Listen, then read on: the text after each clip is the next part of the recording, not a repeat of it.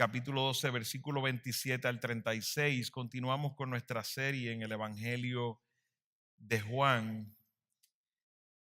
Tras usted busca su escritura, me impresiona, y vamos a dar lectura en un momento, pero me impresiona el hecho de que cuando Jesús resucita, cuando usted va al libro de Lucas, al Evangelio de Lucas, se encuentra en Lucas capítulo 24, este relato que todos lo conocemos, lo hemos escuchado en algún momento, y es un relato que nos muestra lo central que es la vida, la muerte, la sepultura y la resurrección de Cristo.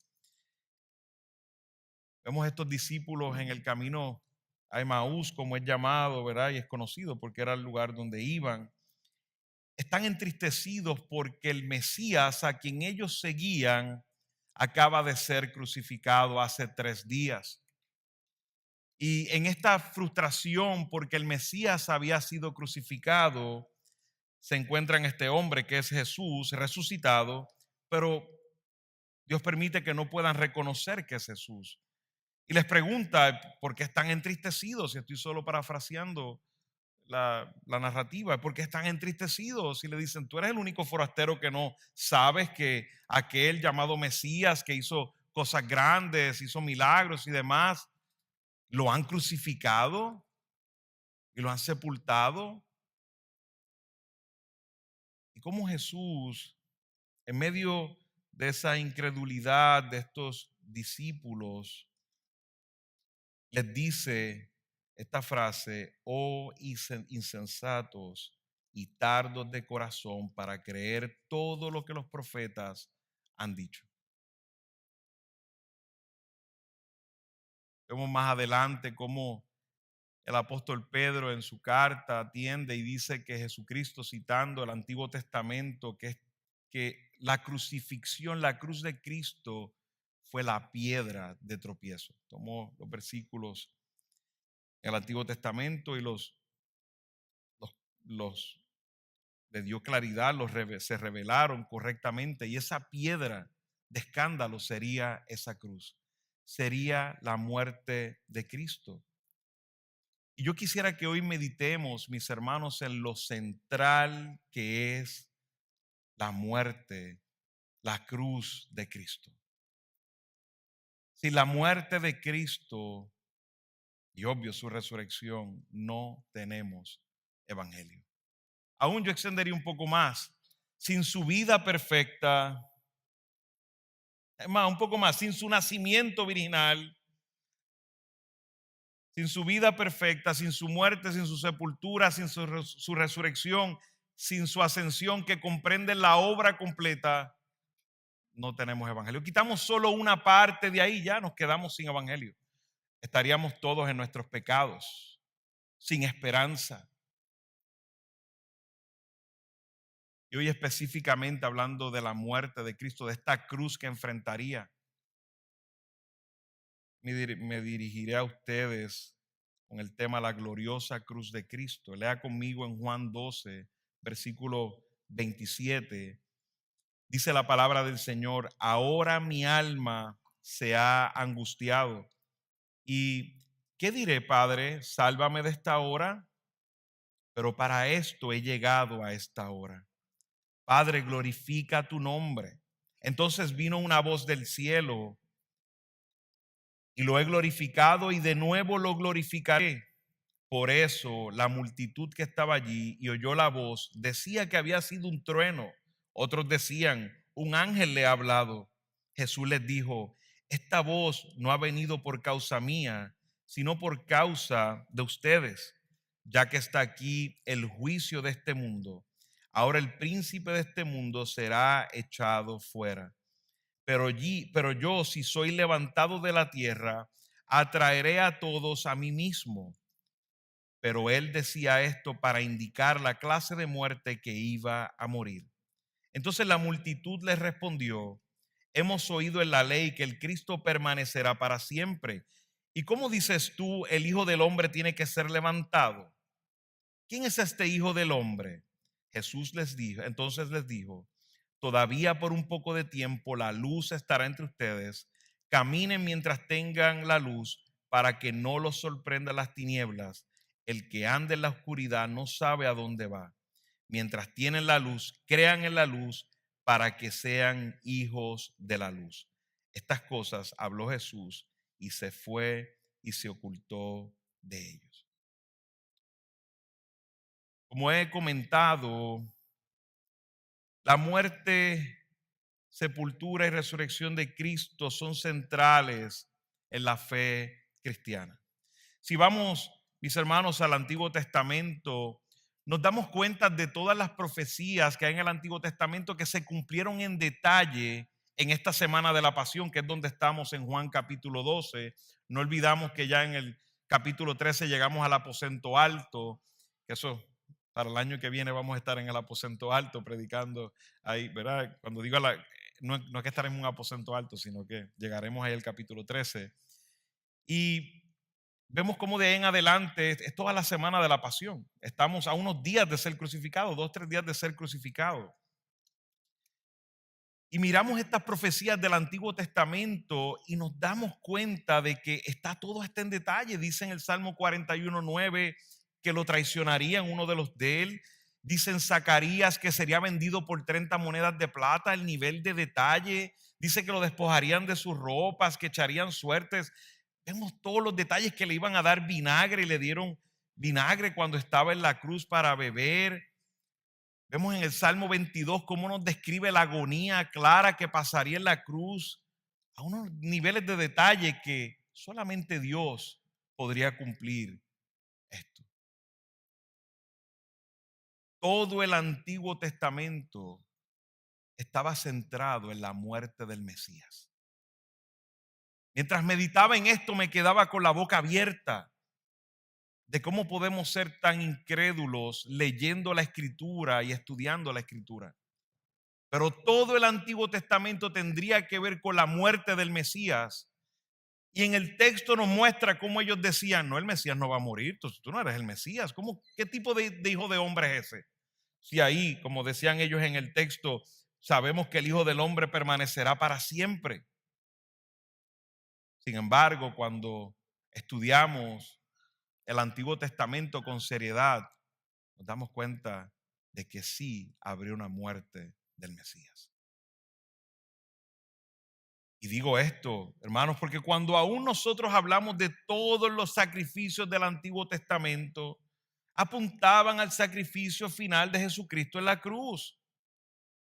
¿No fue Juan el Bautista el último profeta del Antiguo Testamento? Que claro, lo tenemos contemporáneo con Cristo, pero es el último profeta del Antiguo Testamento, y dice: he aquí el Cordero de Dios que quita el pecado del mundo. ¿Para qué era un cordero? Para ser sacrificado. Miramos el tabernáculo, todos los sacrificios, todo tenía que ver con muerte y derramamiento de sangre. Aún en los evangelios el mismo Jesús profetizó su muerte. Lo vemos en Mateo, en Marcos, en todos, en Juan, lo vemos en todos los evangelios. Cristo aún profetiza su muerte. Le está diciendo a sus apóstoles: moriré, seré crucificado, seré levantado, pasaré tortura. Jesús le dijo a sus apóstoles. Pero la incredulidad era tal que los apóstoles no entendieron esto. Vemos en el camino de Emaús que todavía están dudando por el hecho de que el Mesías había sido crucificado.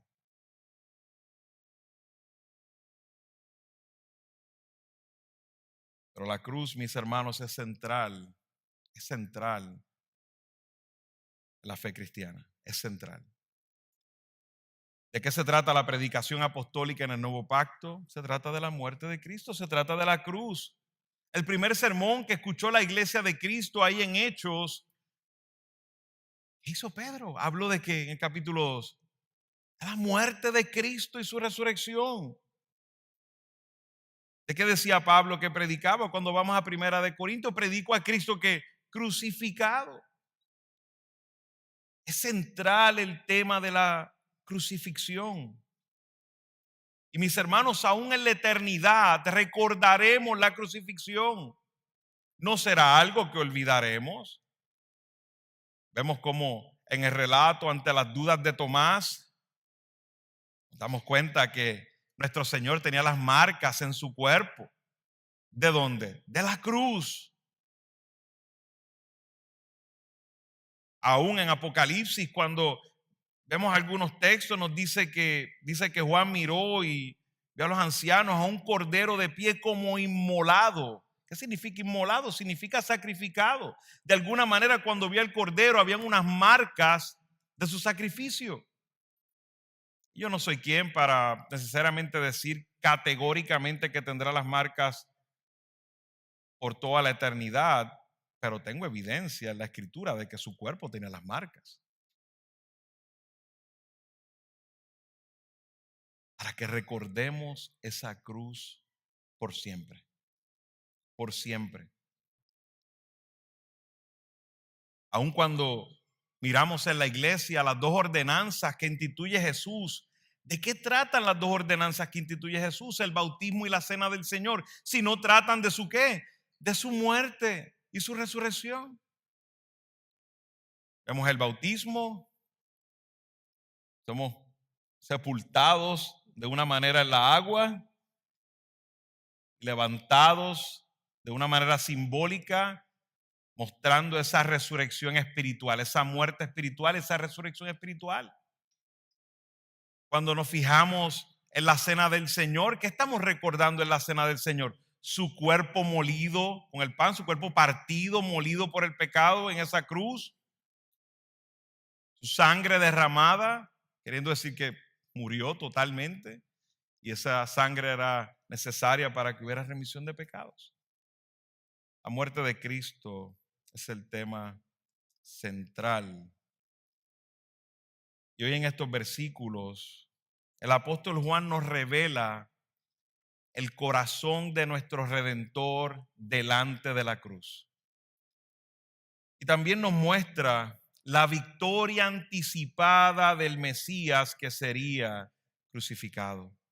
Para la gloria del Padre, el juicio de este mundo y la salvación de aquellos atraídos a Él en su muerte, para que vivamos en su luz. Como les he mencionado, estamos a unos días de la crucifixión. Y antes de compartir el bosquejo que tengo para hoy, para poder entender este texto claramente, quisiera que por un momento pensemos, con cuidado digo esto, no tiene que hacer ninguna imagen en su mente con lo que voy a decir, pero quisiera que pensemos que estamos hoy con nuestro Señor y su cruz está delante de nosotros. Porque eso es lo que está haciendo el texto en este momento. Estamos con el Señor y su cruz está delante de nosotros. Y Jesús nos está abriendo su corazón en cuanto a sus emociones a causa de esta cruz. Cuando nosotros tenemos un buen amigo, alguien que nos conoce mucho, que en un momento queremos desahogarnos y decir, sabemos que ha pasado una situación difícil en su vida y te dice, quiero acercarme a ti y decirte cómo me siento ante esto. Ay, no tiene comparación con lo que estoy diciendo. Pero quisiera por un momento que veamos que el apóstol Juan está poniéndonos en esta situación donde estamos con el Señor delante de la cruz y el Señor está abriendo su corazón a nosotros porque era un hombre humano con emociones, totalmente Dios, totalmente hombre, y está abriendo su corazón para que nosotros miremos sus emociones a causa de esta cruz, pero que también miremos cómo esta cruz se convertirá en un instrumento de muerte física que se convertirá en nuestra victoria para la gloria de Dios su Padre. Hoy contemplaremos con nuestro Señor Jesucristo su gloriosa cruz y veremos la angustia, veremos la gloria, veremos la victoria y la luz de su gloriosa cruz. Comencemos por la angustia de la cruz. Dice el texto en el versículo 27, el Señor, y se entiende en una oración, orando de manera pública, en este caso, delante de una multitud. Dice, ahora mi alma se ha angustiado. ¿Qué diré? Padre, sálvame de esta hora. Sabemos que está delante de una multitud por el texto que leemos más adelante y el texto anterior. Jesús se dirige a su Padre a consecuencia de la consternación, de la turbación, de la angustia que sintió en su espíritu al contemplar la cruz que él esperaba. Ahora mi alma está angustiada. Esta palabra angustia, el hecho de que esté angustiado, expresa, mis hermanos, un sentimiento muy fuerte de un alma agitada que provoca gran aflicción. De hecho, esta es la palabra que vimos en Juan capítulo 11 ante la muerte de Lázaro, que habla de la muerte de Lázaro y cómo nuestro Señor se estremeció al ver la escena, el dolor y la desesperanza de aquellos que estaban en este funeral y ver la desesperanza de que trae la muerte al ser humano. Esta es la misma palabra que se utiliza para esta angustia que nos está hablando en este momento. Es una conmoción que nos dice más adelante que llevó a Jesús a llorar a su amigo, hermano Lázaro. Pero la manera que este versículo, el versículo 27, está traducida, de alguna manera ha traído conflictos con algunos comentaristas por el hecho de que si usted ve, por ejemplo, la Biblia que nosotros tenemos, Nueva Biblia de las Américas, se da cuenta que hay una pregunta completa. Dice, ¿qué diré? Padre, sálvame de esta hora. Sin embargo, usted va a encontrar traducciones que solo la pregunta está donde dice ¿qué diré? Y luego lo otro es una afirmación. Va a haber otras que van a poner dos preguntas. ¿Qué diré? Una pregunta. Y otras traducciones van a poner Padre, sálvame de esta hora también en una pregunta. Lo cual todo eso tiene implicaciones. La gramática en la escritura, mis hermanos, es algo muy delicado. Lo cual tenemos que estudiar con detenimiento. Porque puede cambiar todo el sentido del texto. Ese es el trabajo que hacemos los pastores, estudiar la escritura para poder definir qué dice el texto original. ¿Cuál fue la intención realmente de Dios en cuanto al significado del texto? Y cualquier cosa que altere el significado del texto puede desviarnos de la interpretación correcta del texto. Para esto aprovecho a decir, el texto solo tiene un solo significado. Algunos que visitan dirán, pero pastor, pero es que yo pensaba que cada uno tenía su opinión de la interpretación, cada uno puede llegar a la conclusión que quisiera, ¿no? Dios no ha dicho dos cosas, Dios no ha dicho tres cosas, Dios ha dicho solamente una. Si hay diferencias, no es porque Dios ha dicho dos o tres cosas del mismo asunto. Si hay diferencias es por nuestro pecado, es por nuestra debilidad. No es porque Dios ha dicho más de una. Cada texto de la Escritura tiene un solo significado. Y reconocemos que hay textos muy complicados para entender y que hay hermanos verdaderos que podríamos tener algunas opiniones diferentes de algunos textos, pero no de textos esenciales y fundamentales de nuestra fe, sino de textos que no afectan los fundamentos de nuestra fe, pero podrían afectar nuestras prácticas. Pero mirando este asunto, algunos podrían llegar a la conclusión incorrecta, que es de lo que debemos alejarnos en cuanto al tema de si hay una pregunta completa o dos preguntas o una sola pregunta. Lo más importante del asunto es que no podemos llegar a la conclusión de que Jesús ni por un instante se rebeló contra el Padre, contra la idea de ir a sufrir en la cruz. Eso sería un grave error de interpretación.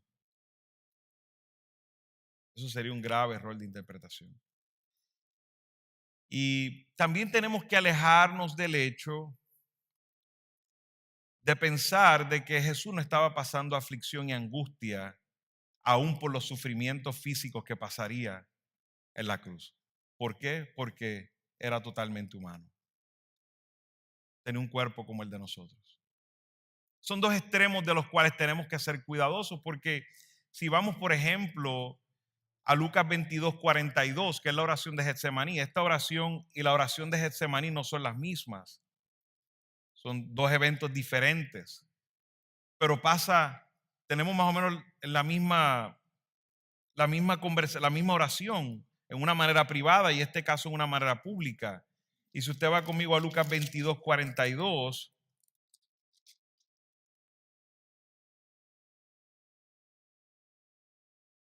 dice el 41, y se apartó de ellos como a un tiro de piedra y poniéndose de rodillas oraba diciendo: Padre, si es tu voluntad, aparta de mí esta copa, pero no se haga mi voluntad sino la tuya.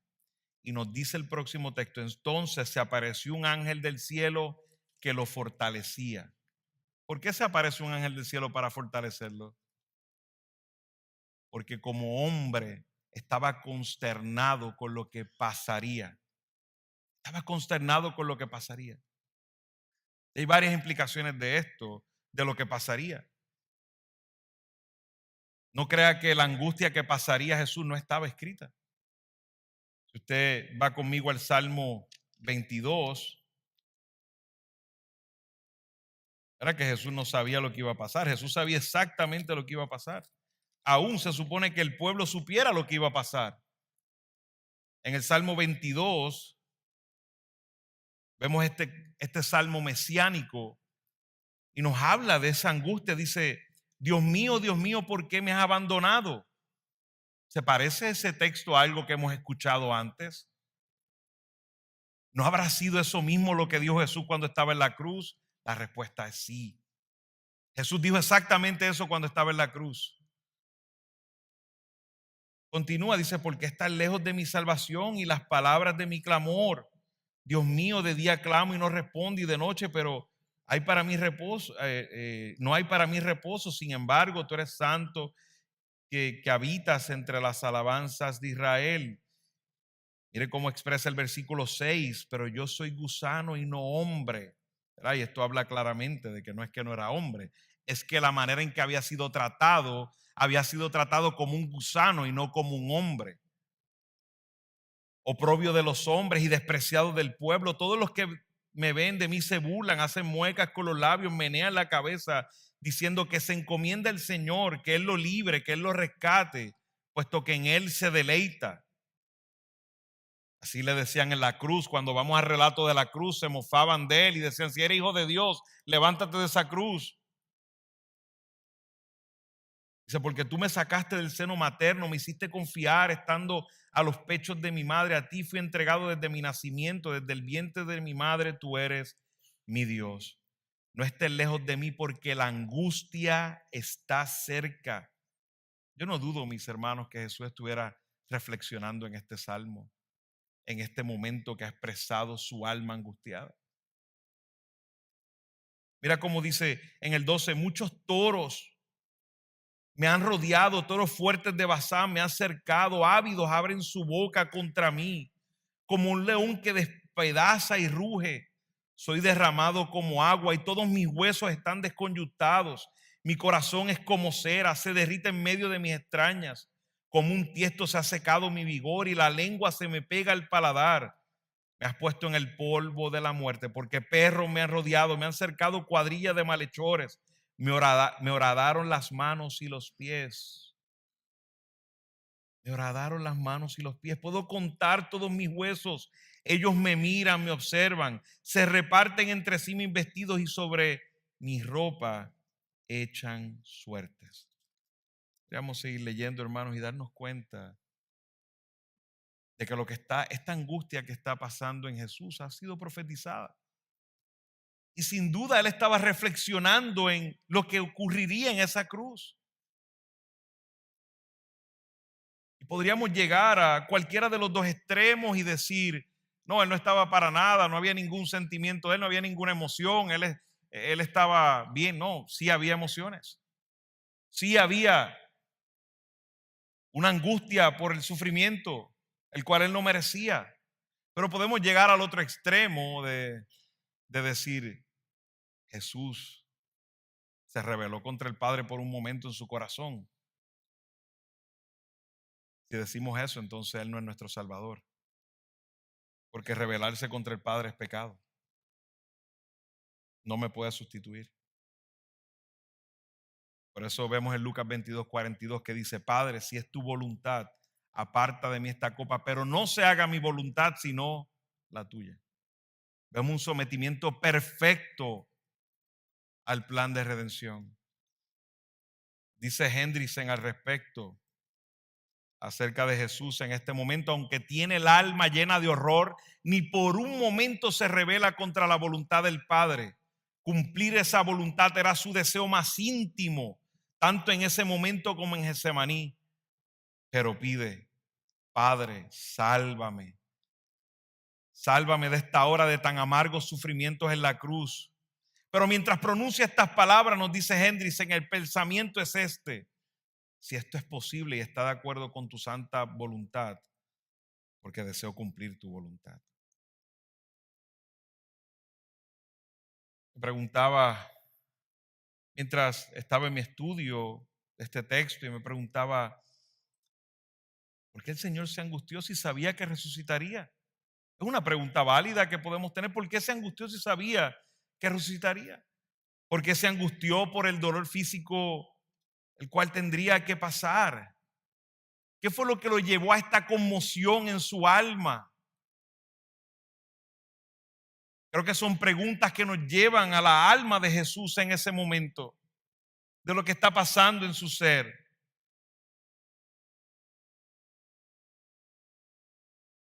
Aún en Lucas 22:40 nos narra, que lo he leído, nos narra que nos dice, en vez de angustia, nos dice agonía. Su alma estaba en una condición de agonía. ¿Y qué causó esta agonía? Ahí en Lucas 22 nos da una palabra importante, nos dice: pasa de mí esta copa. ¿Qué copa? ¿A qué copa se refiere la palabra del Señor? ¿Cuál es esa copa? Mis hermanos, es la copa de la ira de Dios. Es la copa de la ira de Dios. Esa ira que nos dice en Romanos: porque la ira de Dios se revela desde el cielo contra toda impiedad e injusticia de los hombres que con injusticia restringen la verdad. En Apocalipsis 16 nos muestra en parte su ira en el final de los tiempos. Hay 7 copas que derrama, y usted lee Apocalipsis 16 y algunos prefieren decir que la iglesia no va a pasar por la tribulación. Vale, hay algunos hermanos que amo y a lo mejor puede haber entre nosotros, pero sí, la iglesia va a pasar por la tribulación y seremos testigos de todo esto. Dios nos libre de no estar en esos tiempos. Cuando usted lee la copa de la ira de Dios, los castigos que vendrán, usted queda con la boca abierta. Eso es insoportable. Y eso es solo el comienzo de su ira. Pero la ira final no se presenta como un simple castigo. Y entendamos que la ira de Dios es un atributo de Dios, porque su ira es perfecta y es santa, es justa. Es lo que la gente, lo que merecen. Dios da lo que merecen. Pero la ira final no es un simple castigo. No es que van a recibir granizo de 45 kilos del cielo. No es que se van a abrir las tierras y se tragarán. No, no es eso nada más. Sino la ira de Dios. La máxima consecuencia de la ira de Dios es vivir una vida alejado de Dios. Esa es la manifestación más horrenda que la humanidad podrá tener. Una vida alejado de la presencia divina de nuestro Señor. Y con esto no estoy entrando en un tema teológico. Aún en el infierno Dios está en control de todas las cosas. Pero hablo de sus atributos. ¿Usted se imagina cuando Dios quite la misericordia, el atributo de la misericordia de este mundo? La misericordia de Dios, una manera de describirlo es que, lo dice Paul Washer, me encanta esa ilustración, es como que Dios retiene lo que merecemos. Es como si en el cielo estuviera todo lo que merecemos, los castigos que merecemos, y Dios pone su mano y nosotros decimos: Dios ha sido misericordioso. Lo que estamos diciendo es: no me has dado lo que merezco. Un día que Dios quite su mano de ahí y recibe esta humanidad lo que merecemos, no estaremos vivos para contarnos. Y cuando hablamos de su ausencia, hablamos de esa presencia divina, de esos atributos que se convierten en una bondad para el hombre. Esa es la peor parte de su ira. Cuando usted lee que la iglesia tendremos cielos nuevos, tierra nueva, que nos vamos, estaremos juntos. Ajá, ¿y dónde quedan los otros? No van a experimentar esa presencia divina del Señor en sus perfecciones. Solo experimentarán su ira.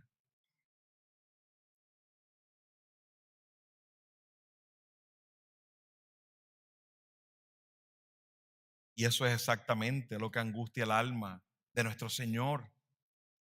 Más allá de los clavos que clavaron sus manos, que sé que causaron pensamientos de dolor como hombre. Y aún fue verdad, porque cuando lo hicieron también tuvo dolor. Pero esa angustia es el horror del abandono de su padre.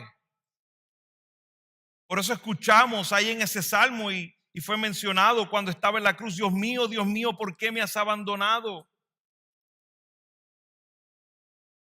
Eso es el infierno. Jesús asumiría el infierno que nos correspondía por nuestro pecado. Aquel sin relación con el pecado tomaría la ira del Dios Santo cargando con mi maldad. Eso conmovió el alma humana de Jesús hasta las entrañas, hasta lo más profundo de su ser. Pero Dios demuestra su amor para que nosotros, en que siendo aún pecadores, Cristo murió por nosotros. Entonces mucho más, habiendo sido ahora justificados por su sangre, seremos salvos de la ira de Dios por medio de él. Significa que él asumió la ira que nos correspondía a nosotros.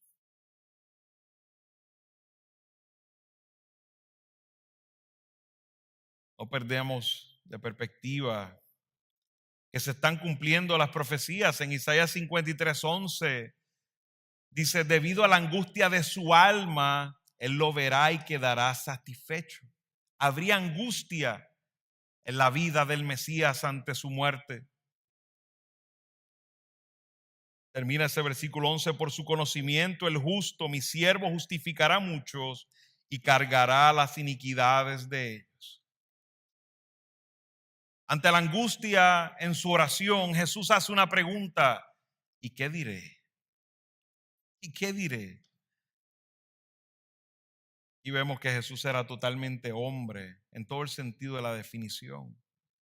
El alma de Jesús como hombre, quiero dejar claro, no estamos hablando de su divinidad, pero el alma de Jesús como hombre tenía emociones, una lucha en su perfecto conocimiento de lo que debía ser y acontecería.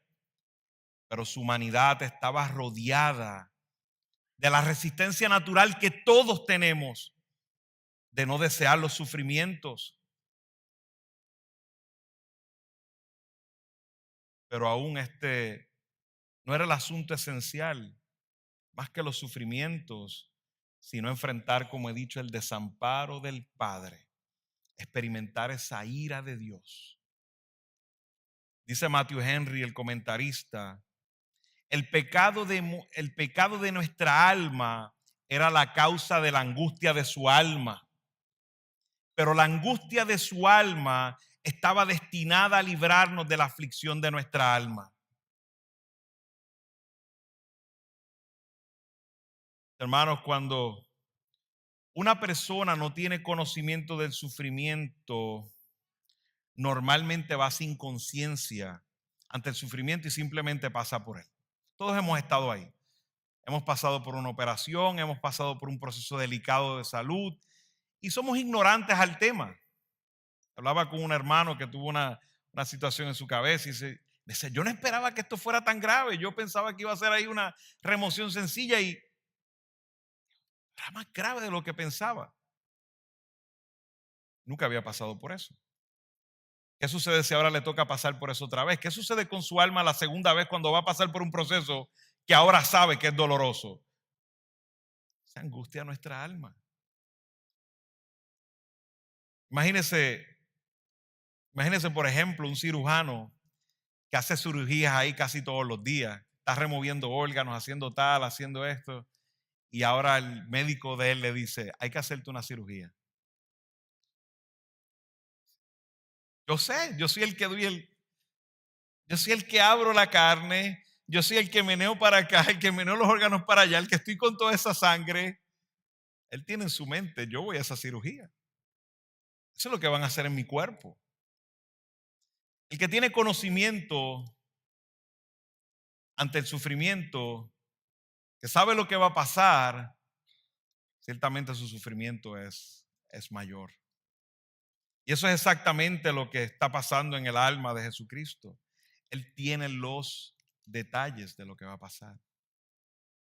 Tiene los detalles de lo que va a pasar. El sufrimiento de Jesús, mis hermanos, es el mayor que nadie nunca pasará.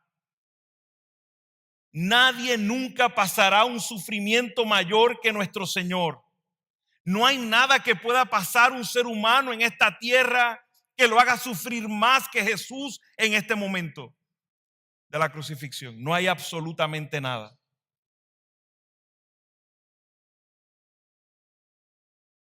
Aquí escuchamos la voz de un hijo puro, sin pecado, que no merece sufrir. Este hijo puro y sin pecado está derramando sus sentimientos del corazón ante su Padre justo y amoroso. Decía el mismo Matthew Henry, continúa, aunque ponía su vida con toda su voluntad, oraba a Dios que le salvara de sus padecimientos si eso era posible dentro de los eternos designios de la trina deidad. Esto nos enseña, mis amados, que no es pecado suplicarle a Dios cuando vamos a tener aflicción, cuando somos expuestos a la aflicción. El pecado no es pedirle al Señor, Señor, no me permitas pasar por esta aflicción, porque Jesús aún fue con un corazón ante su Padre. El pecado es cuando no estamos dispuestos a someternos a la voluntad de nuestro Padre. Por eso es que tenemos que ser cuidadosos con nuestras oraciones, hermanos.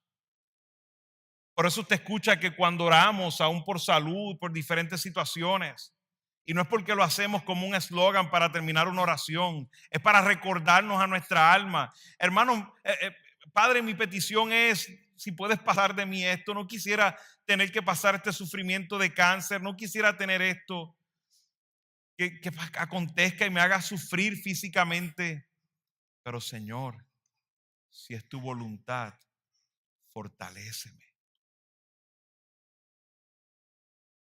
Esto no es un eslogan, hermano, y si usted lo dice de una manera sin entender lo que está diciendo, arrepiéntase. Ore y reconcilie su corazón con la voluntad de Dios, porque va a haber sufrimiento que Dios va a permitir en tu vida y en la mía.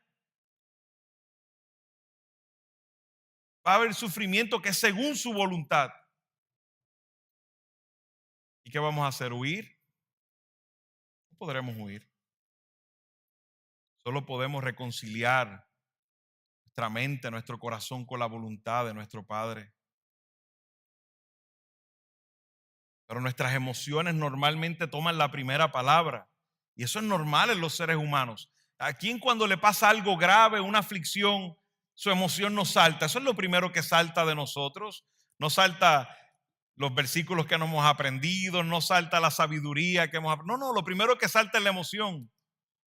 Pero nuestra responsabilidad poner esa emoción en orden a la voluntad de nuestro Señor. Y hermano, les digo, el Espíritu Santo nos ha dado dominio propio. Me entristece ver cristianos que reaccionan con una emoción y sigue la emoción dirigiéndolos y terminan lastimándose seriamente. ¿Usted le daría las llaves de su vehículo? ¿A usted permitiría que un borracho conduzca un vehículo, aunque sea de él? Si usted lo ve borracho, que no puede conducir, ¿qué usted hace? Le quita las llaves. Eso pasa cuando las emociones toman control sobre nosotros. Seríamos como ese borracho que va a conducir borracho el vehículo. Y a veces dirigimos nuestra vida como ese borracho, basado en las emociones que tenemos. Destruimos matrimonios, destruimos hogares, destruimos relaciones. Nuestras emociones tienen que ponerse en orden a la voluntad del Señor.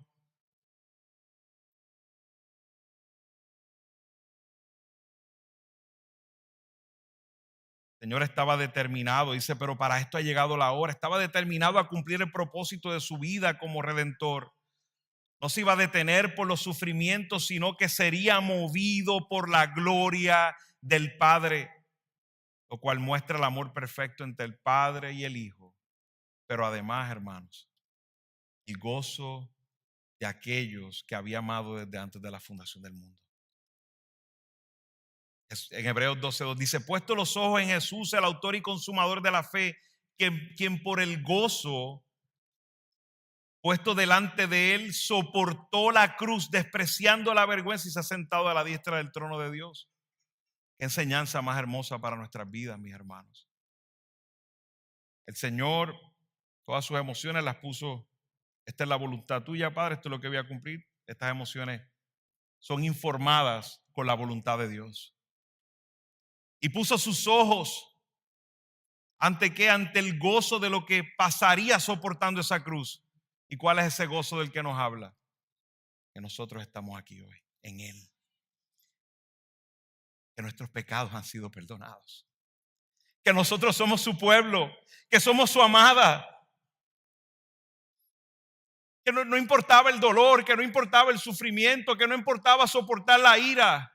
Sus ojos estaban puestos en esto, en que un día su pueblo en todo el mundo estaría dándole gloria y honra a su Padre. Tenemos que decirles a nuestras emociones lo que está en juego, y lo que importa es la gloria de nuestro Padre. Y por eso hacemos su voluntad. Nos muestra Jesús a través de esta angustia de la cruz. Pero también vemos la gloria de la cruz. La gloria de la cruz. En el versículo 28 dice, Padre, glorifica tu nombre. Entonces vino una voz del cielo y dice, lo he glorificado y de nuevo lo glorificaré. Esta es la vida de Cristo, glorificar al Padre. No era solo cumplir la misión de pasar por la cruz, sino que lo haría glorificando al Padre. Hermano, lo importante no es hacer lo que hay que hacer, sino es hacerlo representando los atributos de nuestro gran Dios. Usted puede hacer muchas cosas, puede concluir muchos asuntos. Se los digo, hasta yo hemos pecado de eso todo.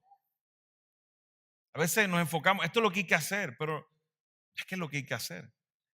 En la manera que lo estoy haciendo, Dios es glorificado. Porque eso es lo que Jesús nos enseña. Lo que estaba en juego, lo más importante era que la gloria del Padre tendría que ser haciendo la voluntad del Padre, representando sus atributos. Cuando habla de su nombre, hablamos de aquello que lo exalta y honra y que va de acuerdo a sus atributos. Su nombre revela su voluntad. Nosotros sabemos que solo Cristo lo puede hacer perfectamente, pero nosotros lo que hacemos debemos hacerlo con lo que representa su nombre, su voluntad, dándole gloria a nuestro Señor. No lo haremos nunca perfectamente. Cristo es el único. Pero debemos desear la gloria de nuestro Señor. Debemos desear que en la manera que hagamos cualquier cosa, esos atributos comunicables de Dios, como lo es el amor, la misericordia, todos esos atributos que Dios ha compartido con el hombre, puedan ser exaltados a través de cómo hacemos lo que hacemos, y nuestro Dios será glorificado. El Padre escucha esta oración, una oración pidiendo, Padre, glorifica tu nombre, y el Padre responde la oración, y vino una voz del cielo: te lo he glorificado, nombre, lo glorificaré otra vez. Esto ocurre de una manera audible en el bautismo de Cristo, que se escucha una voz del cielo diciendo: este es mi Hijo amado en quien tengo complacencia. También ocurre en su transfiguración. Escucha una voz del cielo y le dice a los discípulos que lo sigan, que este es el Hijo, este es el que, en quien, su Hijo en quien tiene complacencia, y que lo escuchen. A él oíd, dice el texto. También mediante los milagros de Jesús no se había escuchado una voz audible, pero es claro que era de Dios. Por eso Nicodemo se acerca y dice: sabemos que vienes de Dios, por los milagros hablan de la gloria del Señor. El Padre había sido ya glorificado en el Hijo. Ese era el propósito de la vida de Cristo, glorificar al Padre. Mire cómo dice en Juan capítulo 1, para recordar, en versículo 14, dice: el Verbo se hizo carne y habitó entre nosotros y vimos su gloria, gloria como del unigénito del Padre.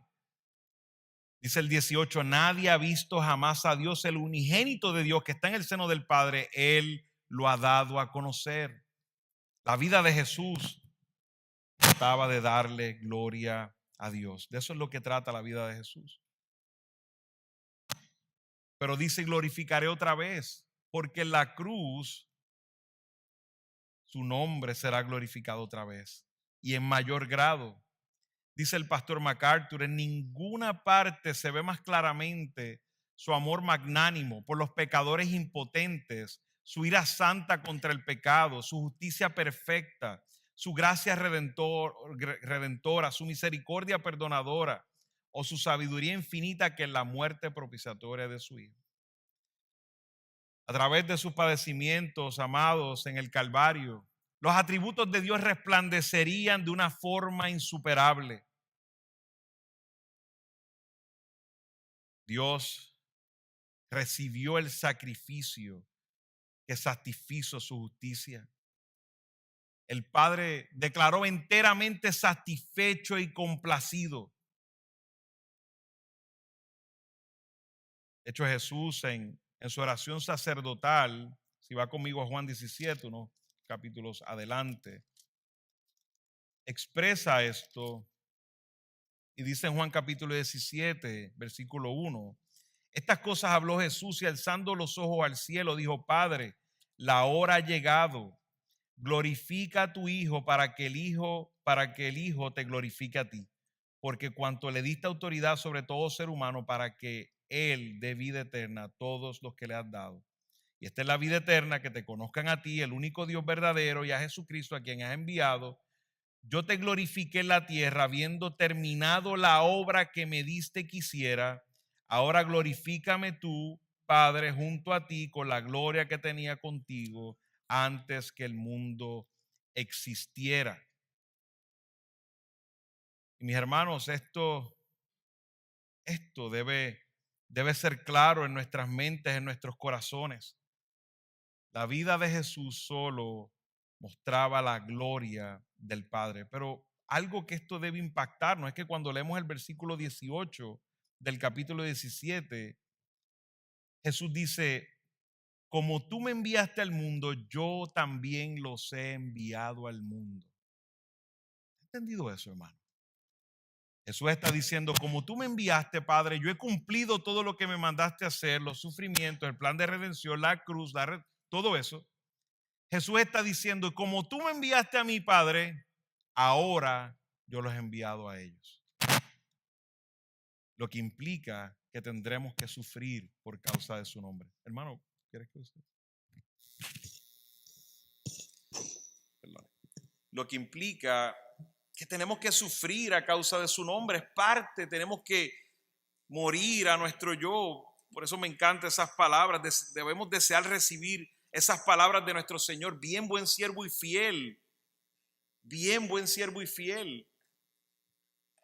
Jesús les dijo a todos en Lucas 9, a sus discípulos: si alguien quiere seguirme, niéguese a sí mismo, tome su cruz cada día y sígame.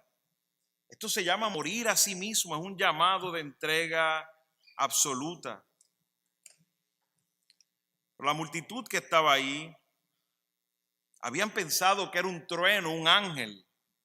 No escucharon la voz de Dios. Escucharon la voz de Dios, pero la mal identificaron.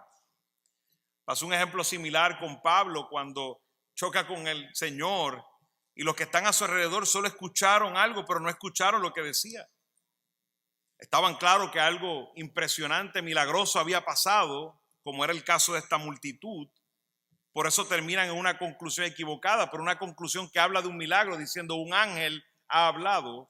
Ellos sabían que algo había pasado grande, diferente, que no tenía explicación. Y estos son evidencias de que fue algo real. A pesar de que ellos no dicen Jesús escuchó la voz de Dios, pero están dando evidencia de lo que pasó fue real. El hecho de que Jesús oró y recibió una contestación del cielo, más allá de que ellos no la hayan entendido, algo sobrenatural ocurrió, cual da evidencia que es verdad.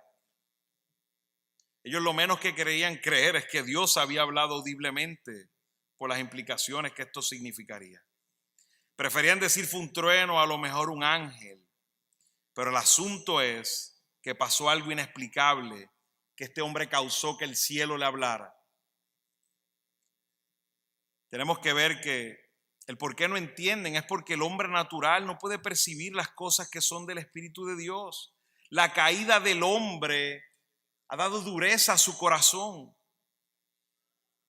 De la misma manera hoy, que no tenemos la voz audible de Dios, sino tenemos esta voz, cuando le hablamos la palabra, los inconversos no la entienden. Es la misma escena. Ellos entienden el español que se habla, o el inglés, o cualquier idioma, pero no la entienden. A veces hay personas que se atreven a decir, yo escuché la voz audible de Dios. Yo no voy a entrar, ¿verdad?, en detalles de eso para no desviarme, pero Dios no está hablando audiblemente. Dios es Dios, Dios puede hacer lo que Él quiera, pero Él ha cerrado el canon de las Escrituras. Y Él no es hombre para mentir. Ya todo lo que necesitamos está contenido en las Escrituras. Absolutamente todo. No necesitamos más. Por eso Pablo dice, aun si un ángel viene y te dice y te habla otra cosa, llámalo anatema. Todo lo que tenemos es lo que necesitamos. Y Jesús le contesta a esta multitud, esta voz no ha venido a causa mía, sino por causa de ustedes. Esta contestación de alguna manera podría sonar confusa porque la voz del cielo está contestando su propia oración. Pero la manera de que podemos entender el texto es que Jesús no necesitaba escuchar la voz audible de Dios para saber que Dios le ha contestado, le contestaría. Pero sí la multitud necesitaba escuchar este acto milagroso para juicio, como evidencia de su incredulidad. Pero también, mis hermanos, para fortalecer la fe de los verdaderos creyentes que estaban ahí.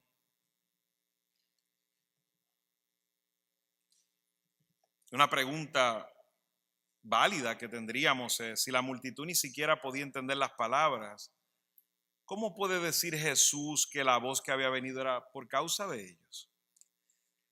La voz que vino del cielo, inmediatamente contestando la oración, era una señal innegable que iba a fortalecer a los discípulos a seguir el camino del Señor. Lo cual nos lleva a la victoria de la cruz. Jesús anticipa la victoria de la cruz en tres resultados importantes que tenemos que mirar en el texto. Mediante su muerte, el plan eterno está siendo ejecutado. Y cuando miramos, y como explicaba, la cruz es el evento más importante de la historia de la humanidad. Y lo primero que vemos en cuanto a la victoria, que la podemos ver en tres resultados victoriosos, el texto nos indica que, como dice el versículo 31, ya está aquí el juicio de este mundo. La cruz de Cristo revela la maldad del hombre caído en pecado. La cruz de Cristo declara públicamente ante la humanidad la sentencia de muerte. Este es el veredicto final de lo que había sido dictado por el juez. Porque como dice en Juan 3, ya el mundo ha sido condenado. Pero aquí es el sello final de la sentencia de muerte. La luz de Cristo sin duda muestra el rechazo de los hombres al Salvador. Juicio, porque iba a poner el carácter de cada persona con base a lo que cree de la cruz de Cristo. Los hombres serán juzgados por la manera que comprenden la muerte de Cristo en la cruz del Calvario.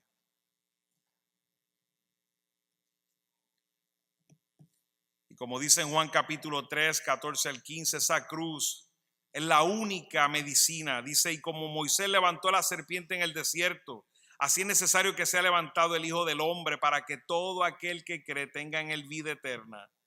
Mis hermanos, mirar la serpiente de bronce era la única cura. Es juicio porque la cruz se interpone entre un Dios santo y un mundo pecador.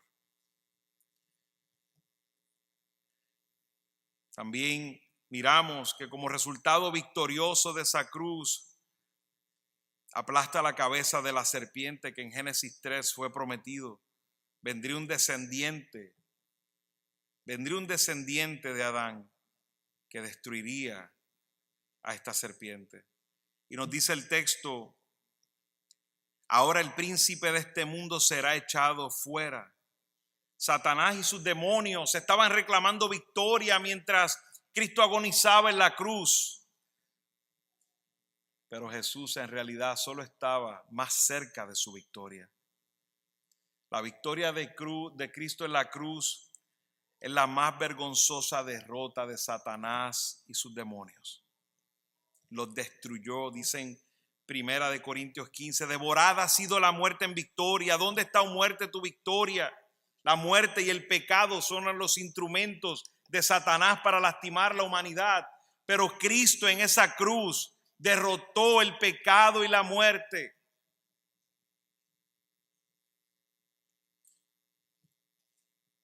También esta cruz, tercer aspecto de su victoria, es que abre el camino de salvación para la humanidad. Mis hermanos, no hay camino a Dios sin la cruz. Sin muerte expiatoria no hay relación con Dios. El gran designio del Señor Jesús es atraer hacia Él a los hombres, no solo a los judíos, sino a los griegos, como vimos el texto anterior, cuando los griegos se acercan a Jesús. Eso no está por casualidad y vemos cómo esta cruz sería la cruz que uniría a judíos y gentiles. La pared intermedia sería derribada.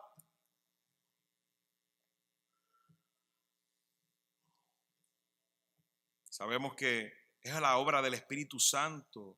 El Espíritu Santo regenera y trae arrepentimiento y trae el don de la fe para poner nuestros ojos en esa cruz. El verdadero creyente ha entendido que el que merecía estar en esa cruz era cada uno de nosotros y no Cristo. Pero Él tomó nuestro lugar. Ahí dice la palabra todos, y no está diciendo el texto para nada que Él atraerá a todos los seres humanos, porque si no, la Biblia estuviera contradiciéndose. Jesús estuviera contradiciéndose, porque entonces habrían unos que no creerían, porque hay un infierno, porque hay una condenación.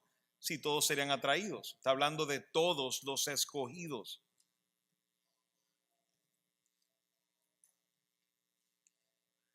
Y finalmente, mis hermanos, entendemos que para los que se pierden, la cruz de Cristo es piedra de tropiezo. Sin duda esta cruz atrae a aquellos para salvación, pero a la misma vez en esa cruz está el juicio a la humanidad incrédula. Es piedra de tropiezo para los que se pierden, pero para los que se salvan es un imán. Finalmente, la luz de la cruz. La luz de la cruz.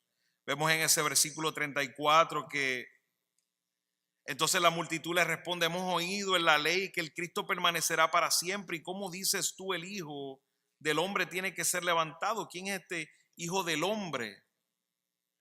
La objeción de la gente ante las palabras de Jesús. Claro que hay una objeción porque ellos, según leían la Escritura, ellos no veían al Mesías morir, lo cual ahora para nosotros está totalmente claro. Para ellos no estaba claro.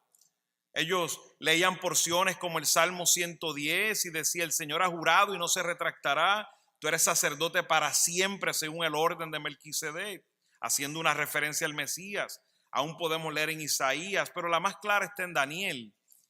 Y creo que era un problema de no tener contexto. Si usted va conmigo a Daniel, usted se va a dar cuenta que era lo que estaba en la mente del reclamo de estos judíos. Dice en Daniel 7, 13 al 14: seguí mirando en las visiones nocturnas y en las nubes del cielo venía como un hijo de hombre que se dirigió al anciano de días y fue presentado ante él, y le fue dado dominio, gloria y reino para que todos los pueblos, naciones y lenguas le sirvieran. Su dominio es un dominio eterno que nunca pasará, y su reino uno que no será destruido. Ellos leían esta porción y decían: pero ¿cómo es posible, Jesús, que tú estás diciendo que eres el Hijo del Hombre y te vas a morir, vas a ser levantado, vas a ser crucificado? Si yo leo el texto en Daniel 7:14 y dice que el Mesías tendrá su dominio eterno, nunca pasará, y su reino uno que no será destruido. Claro, porque como siempre nos pasa, no tenemos el contexto completo. Si seguimos, pasamos la página y vamos a Daniel 9, versículo 26. Dice: después de las 62 semanas, el Mesías será muerto. El Mesías será muerto. Podemos ir también a Isaías 53, podemos ir. Había toda la evidencia del Antiguo Testamento hablaba de que iba a estar muerto, de que iba a morir, y que claro, su dominio sería eterno porque resucitaría. Y hermano, debemos cuidarnos de esto porque la palabra de Dios es clara. El problema somos nosotros, que estamos aferrados a entender lo que queremos entender, como pasaba este pueblo, porque no tenían la luz de Cristo. Y la luz estaba entre ellos, pero rechazaban la luz. Necesitan la luz de Cristo para entender las Escrituras. A veces el incrédulo quiere hablar de muchos temas, pero hermano, sin luz es imposible. No pierdas tiempo. Háblale de la luz de Cristo. Confronta su pecado, trae la salvación que solamente se encuentra en Cristo. El mismo Jesús les advierte: entre tanto que tenéis luz, para que no sorprendan las tinieblas. Le está diciendo: aprovechen que está la luz con ustedes, porque andan en tinieblas y no saben a dónde van. Entre tanto tenéis la luz, creed en la luz para que seáis hijos de luz. Hermanos, esa cruz se convierte en un gran faro de luz. Pero es un faro de luz que aún Abraham podía mirar adelante. Es un faro de luz que nosotros 2000 años más adelante miramos atrás y todavía lo vemos. Esa cruz es una luz que nos sostiene caminando en su luz, en sus caminos, en su vida, que nos alumbra el camino.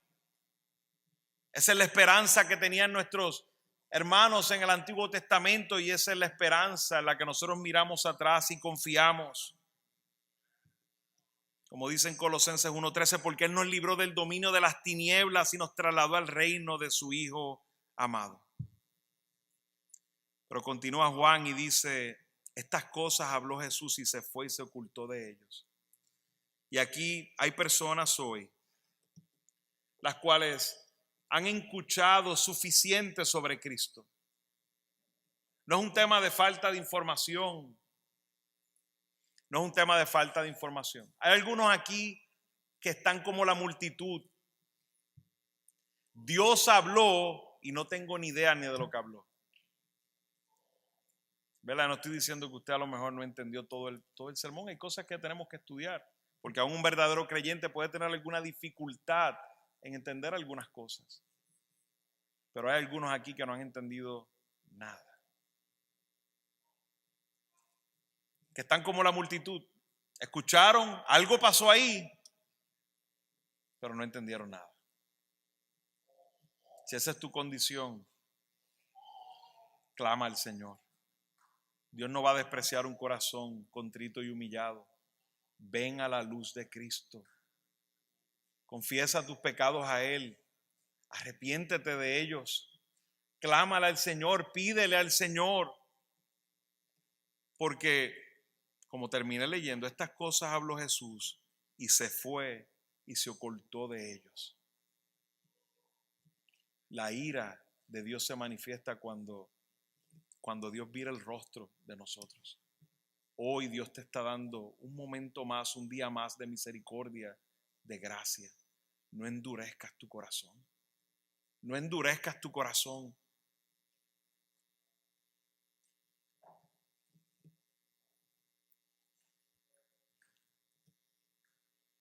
Mis hermanos que estamos aquí, que hemos escuchado la palabra del Señor, que hemos escuchado sobre la angustia de la cruz, que hemos escuchado sobre la gloria de la cruz, que hemos escuchado la victoria de la cruz y hemos visto la luz de la cruz.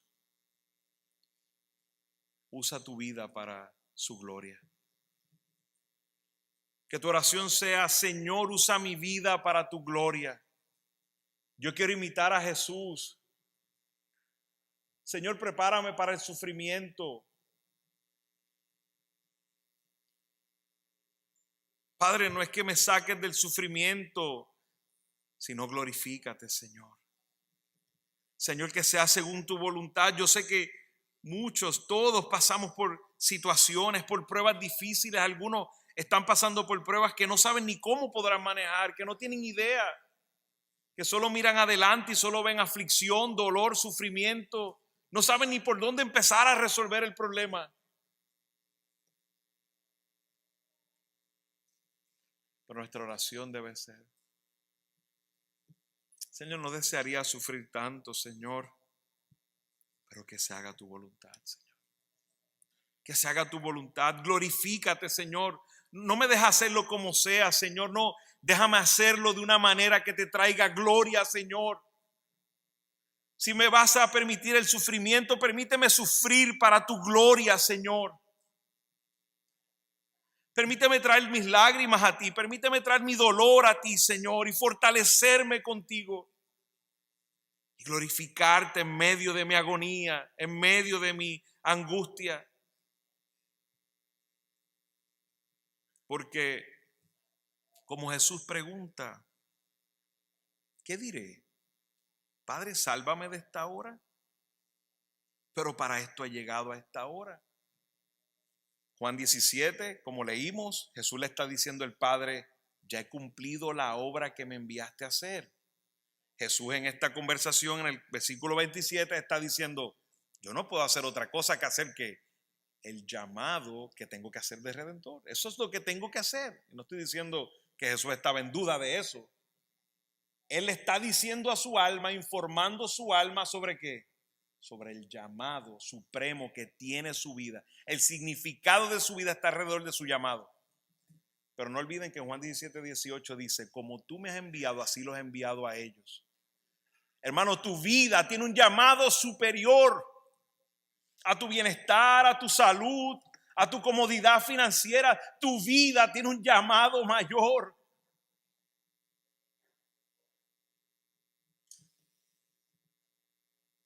Es vivir para su gloria. Es hacer las cosas de una manera que lo glorifique. No importando lo que vayamos a sufrir. Por eso nos dijo, Jesucristo no nos ha engañado. Nos dijo: toma mi cruz cada día. No nos garantizó alegría y disfrute y felicidad en este mundo, nos dijo: tendréis aflicción, pero confiad que yo he vencido al mundo. ¿Cuán comprometidos estamos con la gloria de Cristo por encima de nuestro dolor y sufrimiento, hermanos?